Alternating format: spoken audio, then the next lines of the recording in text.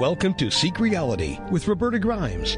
Joyous conversations about what the afterlife evidence and modern science combine to tell us is true about our one reality.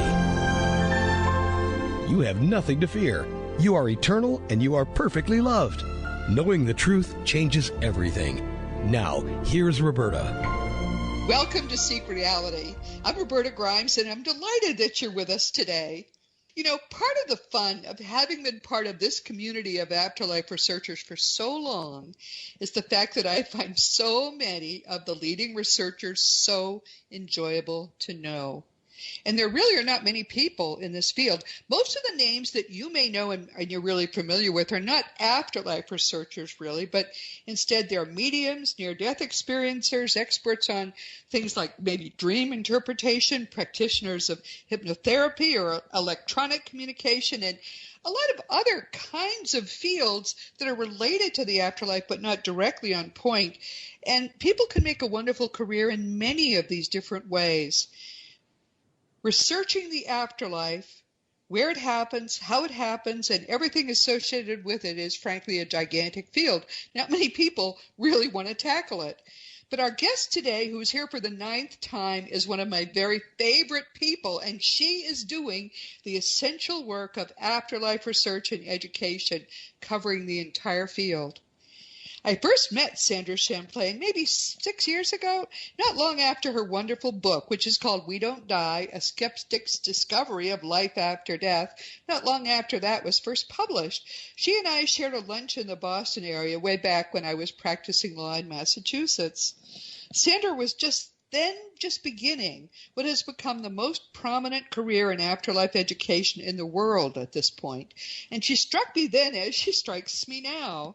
She is joyous, selfless, and full of this irrepressible wonder at the truths she has discovered and the privilege that she feels, and I feel too, in being able to share these truths with you. I have loved Sandra Champlain ever since and followed her career, and when my guide Thomas told me that I should be choosing and cultivating my successor, there was, of course, only one possible candidate. For the past couple of years, I've been pulling back from doing public speaking and encouraging and helping Sandra as I can. I'll be doing a lot more of that, and from now on, her banner will be featured on my website. Sandra is that rarest of all researchers. She isn't content, as I have been, just to seek out the evidence, but she actually has made herself her own test subject. This is hysterical. She began her research as someone eager to learn that, in fact, of course, our lives are eternal, but at the same time, she was hugely skeptical. So she tried to become a medium herself to prove it was real, an instrumental transcommunication experimenter. Whatever she wanted to learn about, she wasn't content until she tried it herself. Her wonderful book, We Don't Die, is full of amazing and often humorous tales of her experimenting this way. And now she's experimenting with some wonderful new ways to share what she has learned with the world. Sandra, welcome. I'm so happy to have you with us today. Thank you, Roberta. You just put a big smile on my face. We do that to each other all the time. Oh, it really is wonderful to be in this place and in this time when suddenly everyone is coming to understand that it is possible that there is an afterlife, and we can teach them that they're right. There really is. It's impossible for you to die. What a wonderful time to be alive. It is. Can I tell a quick story about how I came to find you? I remember reading on my journey Craig Hogan's book, Your Eternal Self, and following him and what he was doing. And he mentioned The Fun of Dying by Roberta Grimes. And I thought, I got angry by the title of the book. I thought, how could dying be fun? I'm thinking grief and all this. And so I couldn't help, because the title was so jaw-dropping, that I got your book and absolutely fell in love with you, your message, how clear it was. You opened me up into trance mediumship and all kinds of things that I didn't know existed. And I just knew I had to meet you. And the fact that we're friends and being on your show 9 times and you've been on my show several times, it's really great to be walking this road with you. I think we both feel that way. I mean, it's It's hard to be doing something so big when you're alone, but when you have the support of some people you love and trust, I think it makes all the difference, really. I agree. So anyway, people don't want to hear us love each other. People want to hear what we have to say. And I think a lot of the people who listen to Seek Reality also listen to you. So to have you be a guest and talking about yourself, your journey, and what you're up to, I think everyone will be eager to hear that. So let's begin just very briefly, in case some people listening haven't heard of who you are and what you're doing. Just a tiny bit about your history so they'll be able to be familiar with who's talking. Absolutely. I've always been a very skeptical person. You have to see it to believe it, and grew up that way. And in the mid-90s, I developed a huge fear of dying that just showed up in my life.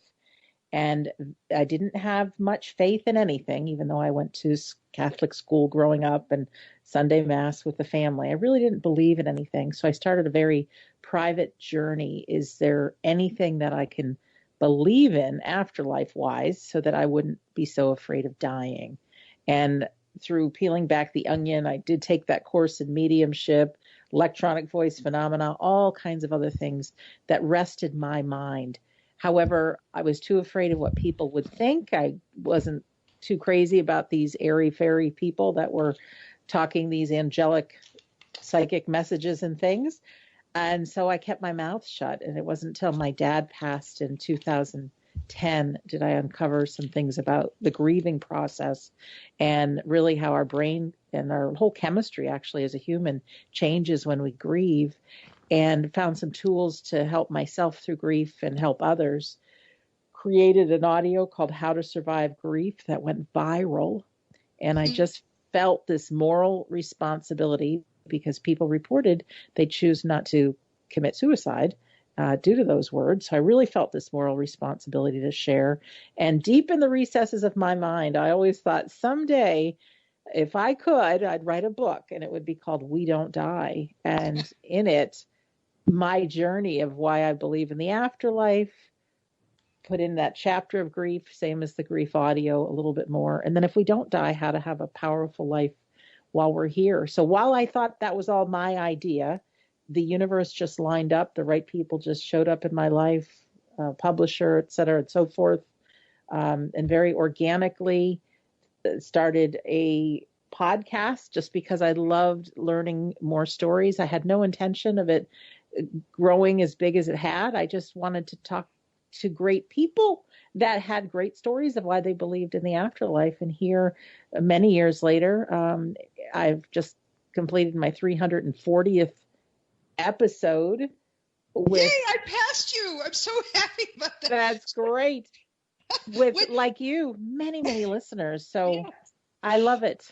But now tell me, when did you start your podcast? Because I don't know the date. You know what? I don't really remember the date either. I think it was mid 2014, somewhere June 2014, something like that. You know, I started ahead of you. I started in June of 2013. And but you passed me. You were like a dynamo. You were doing so many more. And I thought, oh, slow and steady should win the race, but I bet I don't. I bet I lose because you were doing it in packets. It was not a competition. But my day job has been the last 30 years working as a chef, working with my mom in a catering business, traveling with race car teams. And so when I would be home, I would really create a lot of content, do a lot of interviews. And since COVID-19 hit, life has changed drastically. So we can talk about that. And but yeah, I've slowed down a little bit so you can pass me by, no problem. No, it is funny. It is very juvenile, but it was like, I can't believe she's such a dynamo.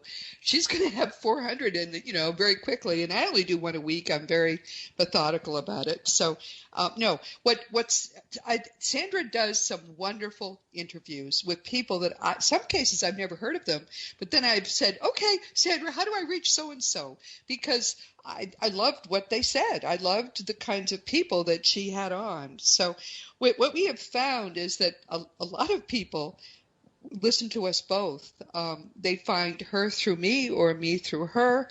And we apparently make a good package of things you're out jogging or whatever you're doing, driving in a car, because our views are so consistent, I think, with one another, and our Yes. guests are so wonderful. I think it's great to have you in this field, and I'm just teasing you about my finally Oh, getting. of course. I know you are. But it's like people who like afterlife So reading let's go, talk about COVID, because that's okay. something you said you really wanted to have some thoughts to share about that. Yes, I thought it was a curse, and not that I want anyone to get the virus, but immediately, I think this happened with many, many people. Our world, we realized, will never be the same. For me personally, the catering job that's paid the mortgage all these years, suddenly there's we can't do it as it is. There have been no races that we to feed the teams. We couldn't set we even going forward, it will be a long time before we can set up a big tent and have a buffet and feed 800 people. I mean, it's just 800 people. yeah, Wow. that's the minimum. It's 800 Oh, to 1500. So I have I didn't intentionally plan on relocating, but I'm living with my mom, who's 78, living in Newport, Rhode Island, and I haven't been home in 3 months, but I figured this is the safest place to be. We're close to Boston, where there's actually very high amount of the virus. And so it was really confronting about how to move forward. And of course, everyone needs to make money and needs to pay rent and things like that. And I've had this secret dream that if I ever had more time, I know I could connect with more people through online things. And so it actually became a necessity to pay my mortgage. I thought I need to create something. And so I've got some great friends who I've done live events with, like Sonia Rinaldi and Carrie McLeod, Philip Dykes, great mediums. And of course, Sonia is a wonderful researcher in Brazil, capturing images of those in the afterlife. Scott Milligan, who's a pretty famous trance and physical medium. And we're a core group that have traveled. I've done 3 live events now. And also realizing I had 3 live events planned for 2020 that we couldn't do. And so not just myself, but my friends, they couldn't work either. And I thought we have such good information in the toughest of times. How can we get to people and help lift people's souls to remember that we are not just our bodies, that we've got this invisible world around us that supports us, loves us. And I believe you know this, and many people do too, when we're not so busy in our own mind thinking about the past or thinking about the future, and we can be in the present moment, that's when all kinds of psychic things happen and mediumistic things happen and great ideas come to us. And, there's so many gifts in being in the present moment. So yes. I just thought, okay, how can I connect the dots here? And so what we started doing is we just brainstormed, and my friends and I created this 8-session video course that we filmed all via Zoom. And it was called Connecting with Your Soul in the Unseen World. And it was how to tap into your own soul, how to quiet your mind, how to tap into your psychic and mediumistic abilities, and all kinds of things tied in with that. And so there's 14 hours of content, and we put that out in the world, and it's really great. And everything we offer, money back guarantee, always keep people happy. And from there, we started doing mediumship demonstrations online. We don't have to all be in a physical room together. By the magic of doing these online meetings, it doesn't matter where in the world people are, from New Zealand and Australia to India, Africa, the US, Canada, UK, Europe. People would all meet in this online virtual room, and over, these messages of love would come through with such specifics that people would be reunited with their loved ones. And Scott Milligan, who's a great physical medium, but he couldn't practice any of the physical things because nobody's meeting in person. We started many weeks ago, every Friday, doing a trance demonstration online. And people can come for free or they could donate a little. It's just to get the message out there. And he closes his eyes. This happens every Friday, and listens to 3 pieces of music. And his inspirers will use his mouth and speak through him, giving messages of inspiration, and then allowing people to ask questions. And they can be on any topic, and to just hear these profound messages coming from a person or people that once lived on Earth who are now so wise. You just feel like they're your friends, and it's miraculous to witness, Roberta, just miraculous. And now talk about physical mediumship, because sure. We have had people talk about that in the past, but a lot of people don't know what it is. What does Scott do? Physical mediumship, to me, is one of the hardest to believe and most miraculous demonstrations of mediumship. And people who have trained and sat in a darkness of a seance room for many, many, many years, clearing their mind, letting this unseen world work with their energy, having a group of people, maybe 20 people, well, it could be less than that, but sitting in a circle, singing songs, building up energy. There is a vapor-like substance called ectoplasm that can exude from a physical medium's body. And the people in the unseen world, the etheric world, can actually step into it and become real again. They can touch your hands, hold your hands. You can hear their voice. They can talk. And for Sandra and her skeptical brain, I thought, oh yeah, now this is really going over the top. But I took a trip to the UK, Roberta, to either know that this was fraud or this is real. Right. And it is real. And then I was so afraid to even say ectoplasm and seance because of the word Ghostbusters.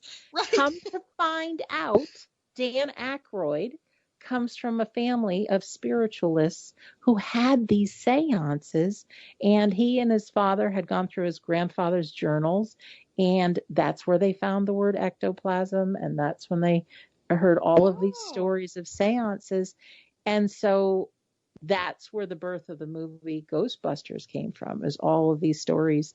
And so when I found that out, I thought, aha. So even some of the most famous minds, Sir Arthur Conan Doyle was a spiritualist. And once he really grasped and attended enough of these physical medium seances, he gave up writing Sherlock Holmes and wrote about spirituality. So it's something where I would never try to convince somebody of it, the reality, but I ask someone, if you come with an open mind, be prepared to be amazed, and your life will never be the same. Yeah, it is fascinating to attend a demonstration of physical mediumship. I have done it, and I was really astonished by these real people walking around the room. I mean, they are real anyway. They just don't have a body. But the ectoplasm enables them to have a body again, and they have a hand, and they can touch you, and it feels like a real hand. It's the most astonishing experience I have ever had. So these are in darkness, that what Scott does is in darkness? They are in darkness. Not the Friday demonstrations online. He is in just dim light, but you can still see him talking. And yeah, it's just another voice that comes out of his mouth. But yes. I've known Scott now 4 years, and he's a great teacher. He's really, when he puts on the hat of being a teacher, he's very serious and everything. Outside of that, he is as playful and loving as they come. But to meet these spirit people that work with him, and now having a friendship with them, I completely not him. And what's crazy is we do these every Friday. I'm the moderator. So I'll see the questions that people ask, and I try to have questions be asked that can help all of the audience, so no personal questions, but there might be, several different questions that I'll say, okay, what I do is I unmute people, and so they're able to talk directly to our spirit friend. But it's almost a game now, because the first 3 people whose questions, the spirit person actually whether he reads my mind or reads what's written, will answer these questions before they can even be asked. And I get the biggest kick out of that. That is. And, Wow. and I've actually sat in the seance and been able to ask questions. And the same thing, when I go to ask a question, they'll just answer it. And they say, well, that's what you were going to ask, isn't it? I said, yes. How do you know this? Funny that is. Wow. It's great. And they have senses of humor and wisdom. And it's wild, Roberta, to think that, I mean, Scott's a mouthpiece for these people. But what we don't realize is we all have these people around us. Certainly we're here to live our own lives. People are not with us 24/7, like in any scary way, but they're only a thought away. And so we have inspirers, we have our loved ones. The afterlife is very real, even though we can't see it. It's very real. So we all have these people around us, but it takes quieting our mind and a loving prayer and building that relationship. And before long, you'll have new thoughts in your mind, new ideas, comfort, a feeling of this internal hug of just love. And it's wonderful. It's just wonderful. Tell us more about these people. These are his guides, right? That yes. you become friendly with. I mean, we've talked about spirit guides on Seek Reality in the past. We all have one who's with us through life and others that come and go. And so who are Scott's guides and what's their role? Well, he tends to believe the voices that come through him, he calls them his friends, his workers, as opposed to, he does believe he's got guides with him that speak to only him. But when it's time for him to go into trance or seance and speak to a group of people, there's several people that come through, but his three main ones are Morning Star, which is a Native American person. There's Eric, who passed, I guess it's the end of the 1800s, and you can tell just the way he speaks, completely different. And then you have a young voice of Daniel, who is someone who is very, very funny and brings through humor, because the humor, especially in the seance rooms, is what builds the most energy for them to do these materializations. Now, certainly Daniel can also be very, very serious and answer questions, but then he'll always lift it up with something funny. But he's got a Cockney accent, different voice as well. Of course, they're using Scott's vocal cords, so there's a little bit of Scott's voice in there that's just natural. But there's been times that I've heard an American, now Scott's from the UK, I've heard an American speak through him, I've heard other people, and Scott is in an altered state, so he does not know what's happening. He doesn't want to know what's happening. He doesn't want people to tell him. He doesn't want that to fog his mind for the next time, have had any expectations. Of course. Yeah. So there's been people that have come through, and I've talked to his circle leader and other people, and it's amazing, because there's some famous people that have come through, and they're like, don't tell him, he has no idea. And I'm like, oh, this is fantastic. Well, we've had Judy Garland singing. I mean, it's just crazy. He's saying like Judy Garland? Well, interestingly enough, he's not the one who does it. When this ectoplasm forms, they can create a voice box that's actually outside of him. And so and it's one of several singers that will actually come through and start singing and like really exercising the vocal cords that are formed so that a loved one can come through. And Daniel, he's funny, and he'll say, okay, love, push your face in, and just talk to your mom, talk to your dad. But Roberta, the reunions that I have seen of children who talking to their parents, and at one of these seances, I was sitting next to this man who was a real big, tough guy, and he was scared to death. Number one, we're sitting in the dark. And he says, the possibility of somebody talking to me. Well, his daughter, who had passed, actually came through. And there was a nickname that only he had called her. Even the mother didn't know. It was their own secret language that they had. And this girl started speaking that to the father. Oh. And he held my hand. He cried. He said, it's the most beautiful thing. And then we also had a spirit artist there And this gentleman drew a picture of the daughter, and then through Carrie or Phil, I can't remember, there were messages that came through evidentially. So that girl is still alive and well, no doubt about it, as are all of our loved ones. Those are all of them. Oh, what a beautiful thing you're doing for people. So people can sign up and come to these virtual online experiences that are live?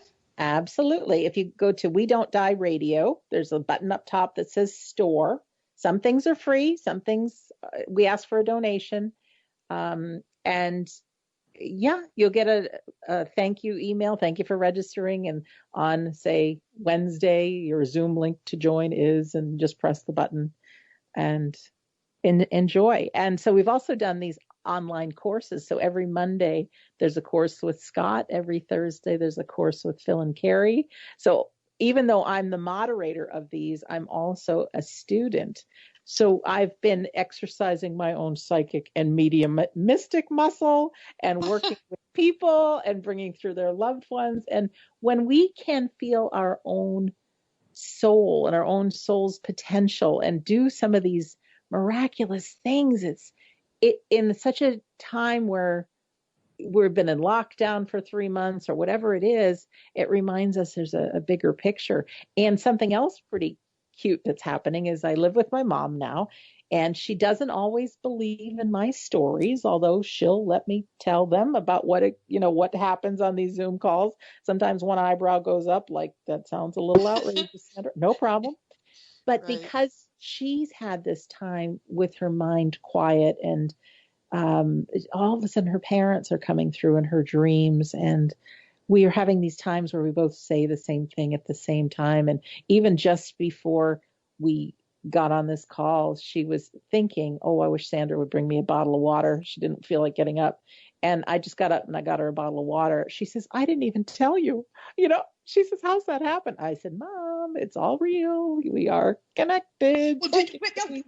Now, how did you know she wanted a bottle of water? I have no idea. I just felt like, I think Mom will probably, I'm going to get Mom a bottle of water. That's all I thought. And little did I know that she put that thought out there. It was weird, but wonderful. Yeah, that's really weird. Now, everyone, if you go to robertagrimes.com and scroll down just a little bit, the only purple thing on my entire website is Sandra's banner. And if you just click on that, that'll take you right to her website if you forget what the name of it is. But everything that I've ever seen her do is pure gold. She cuts no corners. Everything she does is great. And I can't believe you're getting such great results just in these online meetings. That's really amazing. That's wonderful. Something else we're doing on Sundays is we're doing a free non-denominational church service. And I had witnessed a spiritualist church service several times. And in spiritualism, they believe in the afterlife. And so at the end of every service, there's a medium that works with the audience and says, oh, your mom's here and this is her message. Da, da, da, da. So I had gone to a couple, and I always thought they're good, but I know from me growing up Catholic, the prayers, I spoke the words, but they had no meaning behind them personally, those kind of things. And so myself and my friend Darren, we always thought that someday with these We Don't Die events, we'll do a Sunday church service, just the way we want, filled with prayers that mean things and music that people like and inspirational words. And of course, have medium readings at the end, because that just is kind of like the cherry on top. Yeah. And so we said, well, why can't we do that online? So 12 weeks ago, we had our very first Sunday gathering, and they're about an hour and a half. And they're so filled with joy that this past Sunday, we had 400 people in the Zoom room with us, plus 750 watched live on Facebook, because we air them live as well. All free, all inspirational. More than 1,000 people came. Isn't that fabulous? That is amazing. Here I am just sitting in my bedroom at my mom's house and to be able to impact people and have That's different wonderful. conversations about things that really lift the soul. People need people. And even though we can't be together physically, I think there's magic that's being created of these communities coming together in the virtual world. And I have no doubt that when the world gets a little healthier and that we can travel, there's going to be so many groups that come together face to face. And there's people copying our Sunday gathering, and not in a bad way, in a good way. In a good way, yes. And also our demonstrations that we're doing online. And I say more power to you, because to get to different audiences, different folks, I love it. I think it's really good. And I think it's really helped my soul, and it's helped others, because we cannot spend an hour on one of these Zoom events that we're doing, and by the end of it, feel sorry for ourselves or woe is me. I mean, you actually feel that you're a miraculous soul at the end of every single one. And what a Good gift. for you, Sandra. I think that is just fabulous. So many people are so hungry to go to church, but they feel they can't. I hear from them all the time, every day. You must as well. People that sincerely love Jesus, and they want to be part of some community, but they just feel they can't, because everything is fear-based and judgmental and negative in Christianity at this point. So what you're doing. We have a Catholic priest that attends our Sunday service. Oh my, really? Mm-hmm. Is he still practicing as a priest? I believe he is, and I believe this just opens up. As human beings, no matter what job we have, I think it's natural to be on the search of what else is possible and looking for our own meaning. Yes. So he just is delightful to, get some feedback. Great. And yeah. That is wonderful. Oh my word. No, I think that you're right. To me, when we look back 5 years from now, 10 years from now, to this period of time when we were in lockdown, my children are all working from home, and their jobs have not been paused at all. They're just everybody is working as busily as they ever did. I think a friend of mine, the first thing she said when this all started was, sell all your commercial real estate. There aren't going to be any more, offices at all to speak of. And it turns out that's kind of right. I mean, even serious businesses, big businesses, are realizing it's just as easy for people to work from home, and they get more done. My daughter tells me she had such a commute that she got back 2 hours a day of working. And that's good for her employer. So I think that people are going to be more and more doing things online, doing things by Zoom or by whatever its successor will be.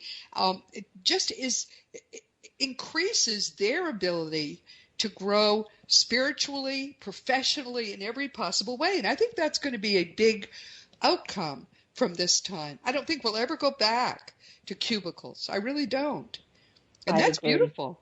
It is. And even for my mom and myself, we've been so busy, kind of like the hamster on the wheel, that now we've been forced to get off. And to drive around and see nature and hear the birds and see everything blooming, all the colors of the flowers, it is so special. So I know people's relationships are improving. Yes. There's not that commute time. I believe, and you write about it, that when we close our eyes this last time here on earth, we simply open them to just a joyous world in the afterlife. But before we do, we can look back on our life. And I know I've talked to an anesthesiologist and a heart surgeon, and no matter what people believe, no matter what people's faiths are, those final moments before going on an operating table, there's fear, there's looking back at the past of all the things that they wish they could have done differently. And so I think this time is giving us time to do things correctly, to be present with our children or with our loved one, with ourselves, and to really enrich our souls. And that's what we came here for, I believe. And so those last moments, while there will always be things we could have done or could have said, that we really can look back on our life and said, I played full out in life. I really did. And went after my dreams and learned to forgive and really exercised my love muscle by loving deeply. Sure, it hurts when someone passes and we experience grief, but those emotions, I think, are something we get here that we may not get anywhere else. So we can be grateful for that.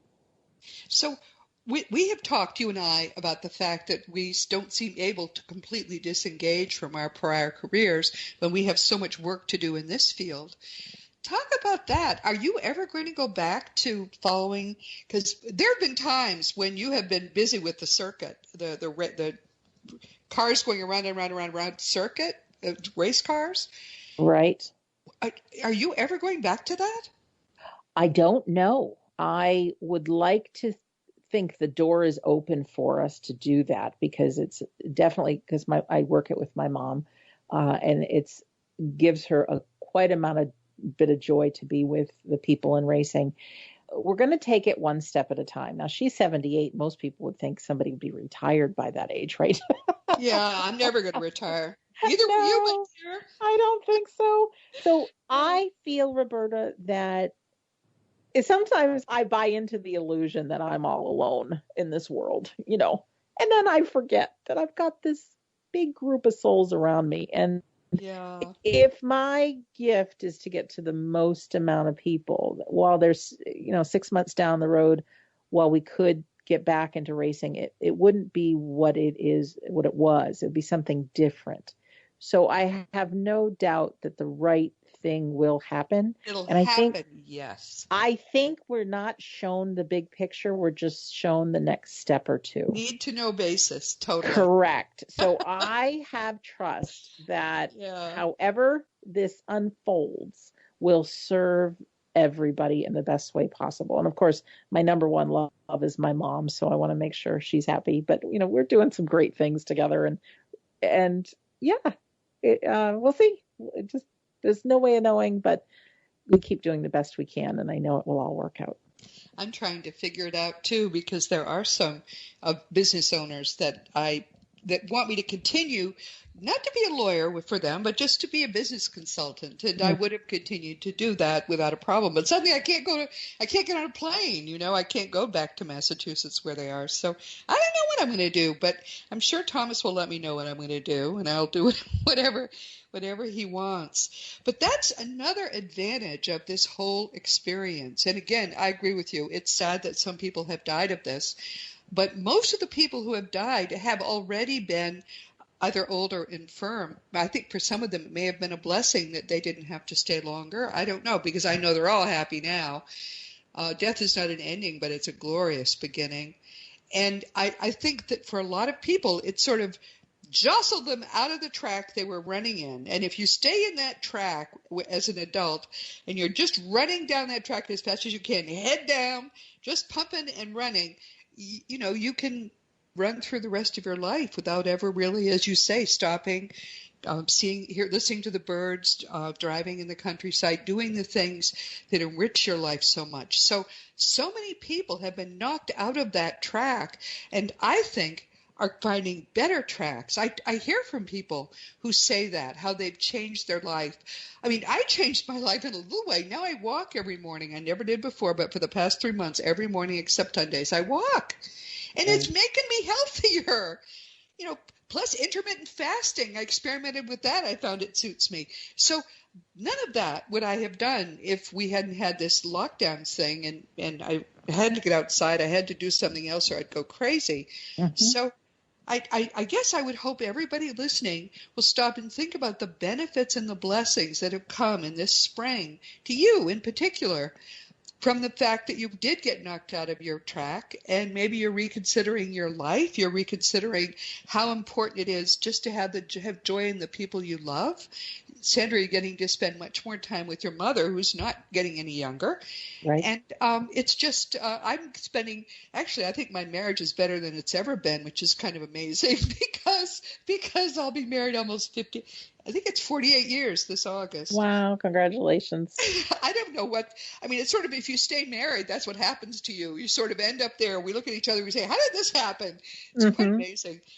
But all of these are gifts, and I think it's important that we all pause and savor those gifts and take advantage of this opportunity to rethink some things and maybe go in a better track with our lives. I just love that. Absolutely. And we only really do have this present moment, because if you think about something you want to do in the future, I mean, there always will be things, and there always will be the past, but this moment truly, and we all hear it and we think, oh, geez, here it is again, the present moment. But it really is all we have. Yes. And I want to share something else. Can I? Okay, of course. Yeah. Yesterday, or day before yesterday, when we had our Sunday gathering, the theme was gratitude. And I woke up kind of on the wrong side of the bed. And now how could I? I don't know. But I knew that I had to do the reading for gratitude. I thought, what am I going to do about gratitude? I was going to do a healing meditation on gratitude. Of course, I hadn't done it. So I said, I know a lot about gratitude, and it's just not easy sometimes to just get in action on gratitude. So one of the things I teach about is if you can take a piece of paper or your computer and write down 50 things you're grateful for. Well, you don't want to do that, but I made myself that morning, and all of a sudden gratitude kicked in. So once you start writing about it, all of a sudden the feeling will be engaged, and you need the feeling of gratitude to have the power of it. And I don't think I wrote 50 things, but I wrote enough that all of a sudden I felt on top of the world. Great ideas came to me.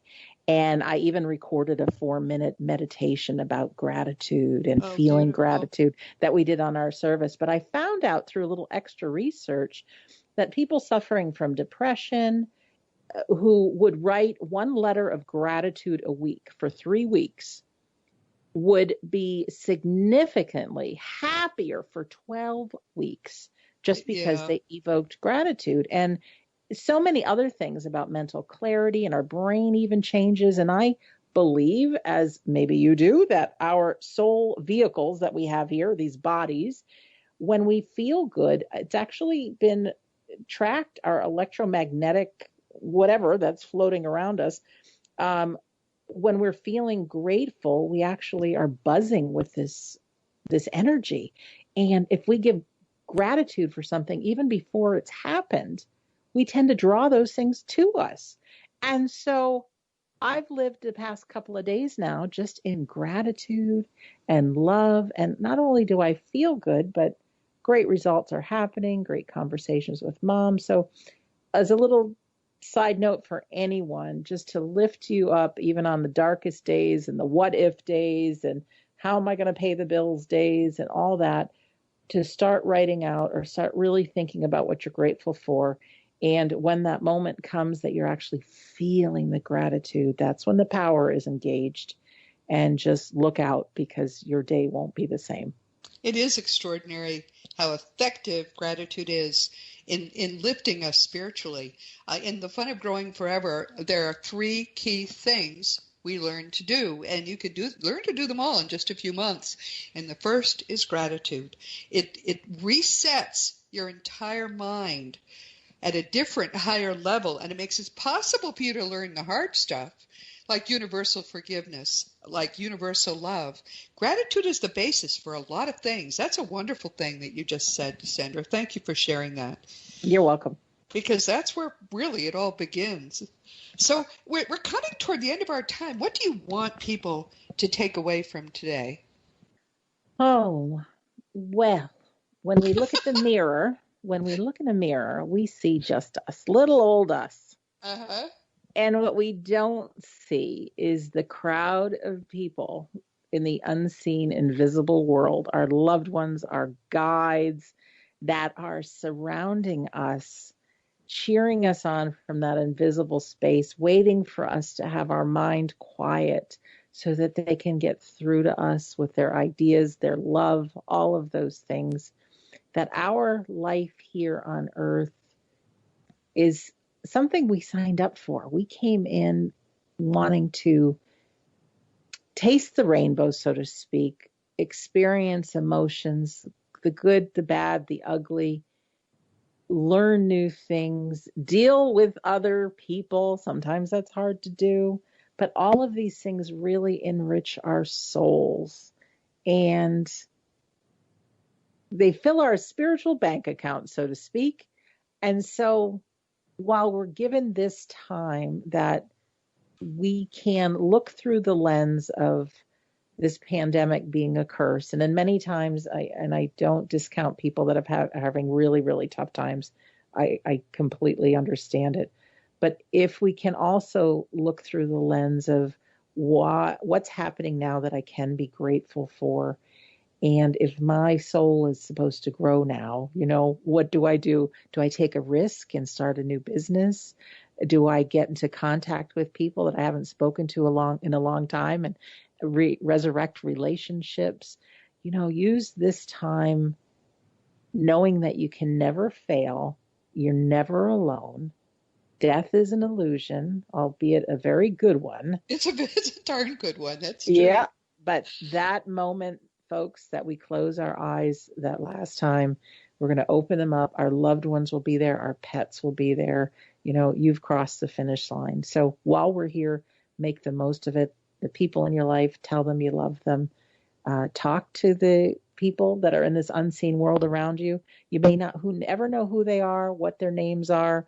It doesn't matter. But you have love and support around you 24/7. And we are those souls that they are. We hear about people in the hereafter or in heaven. They think of something and it can be real. Well, we have that same power because we are a soul. Might take a little longer, so we can invoke things like gratitude to speed up the process. But just don't discount yourself. You are magnificent. So when you look into the mirror and you look at those beautiful eyes of yours, just see your soul smiling back and be in the present moment as much as you can be.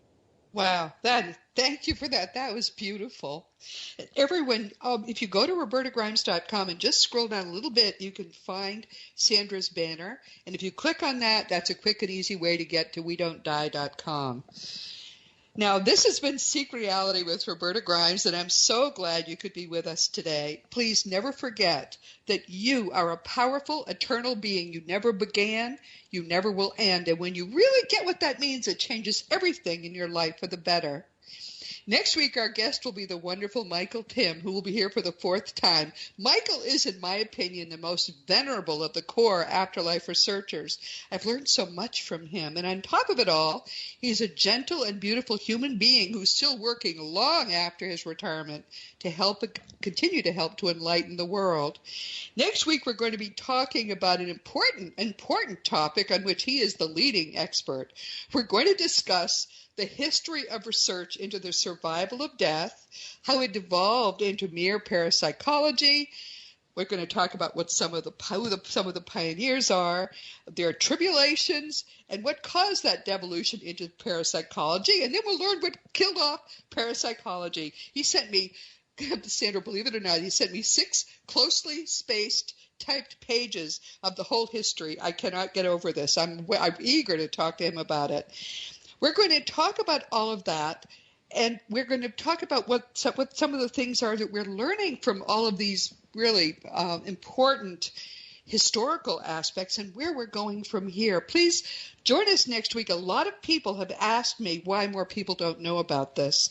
We're going to learn from the wonderful Michael Tim next week why more people don't know and what we can do about it. So please join us. And, of course, this week we've been talking with Sandra Champlain. Thank you so much again, dear. She has been with us. She's been with us in Seek Reality here for the 9th time, and there'll be many more to come.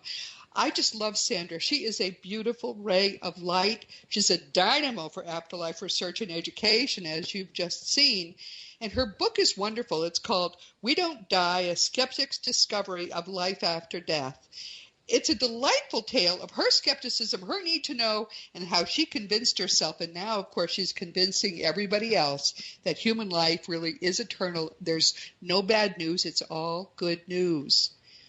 Many people who contact me now are looking for that certainty, and Sandra's book can help, as can her podcast, We Don't Die Radio, and all of these wonderful things she's now doing online, which you can access just by going to her website. If you like Seek Reality, you're going to enjoy Sandra and her guests every bit as much. And she's been doing this series, which I really want to emphasize. If you register on her website, you'll be able to get her emails, and she'll tell you what's going on. It's a wonderful value. Much of it, what she does, she doesn't charge for at all. And when she does charge, there's a money-back guarantee, so you really can't go wrong. And more than 1,000 people attended her most recent Sunday service. So that's really a love fest. I'm so glad you're doing that, Sandra. That is so beautiful. And as you know, I have many nonfiction books. You can find them on Amazon or get them through a bookseller. And all of the adult books are also available as audiobooks. You can find Seek Reality on webtalkradio.net, realrevolutionradio.com, all over the place, really everywhere you can get a podcast.